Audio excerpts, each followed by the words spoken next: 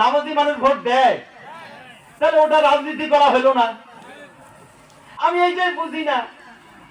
যার নামাজি মানুষ, হাজি মানুষ ভোট দিবে, যদি কোন যে ভাই অমুক জায়গায় দেন, হ্যাঁ আপনারা হুজুর মানুষ রাজনীতি করেন, ওরে বাপ, হজ করি আসিয়া দল নির্বাচন করিয়া ওখানে ভোট দেয়, এতে কোনো অপরাধ নাই, আমরা বললে অপরাধ। হাজি সাহেবকে ভোট দেয় না, উনি একটা দলকে দেয়, তো ওটা রাজনীতি হয় না, আমরা বললে ওইটা রাজনীতি হয়। এখন ঘটনা হলো, এই যে ভোট কথাটা ইংরেজি, ভোট কথাটা কি ইংরেজি, এটার বাংলা হচ্ছে কি জানেন? সমর্থন। বাংলা কি? সমর্থন।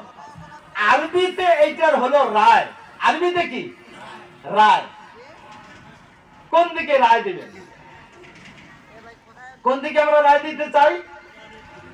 কোরআনের পক্ষে আমরা কি রায় দিব।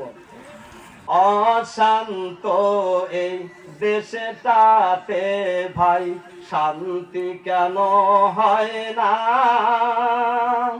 কোরআনের পক্ষে একবারে রায়টা দিয়ে দেখো না, দিয়ে দেখো না। রায় কোন পাশে দেওয়া লাগবে? কোরআনের পক্ষে রায় আমরা দেব ইনশাআল্লাহ।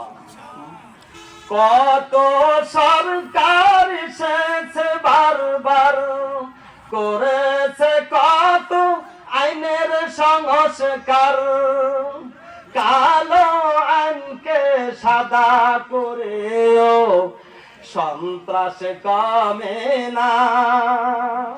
কোরআনের পক্ষে একবারে রায়টা দিয়ে দেখো না, দিয়ে দেখো না।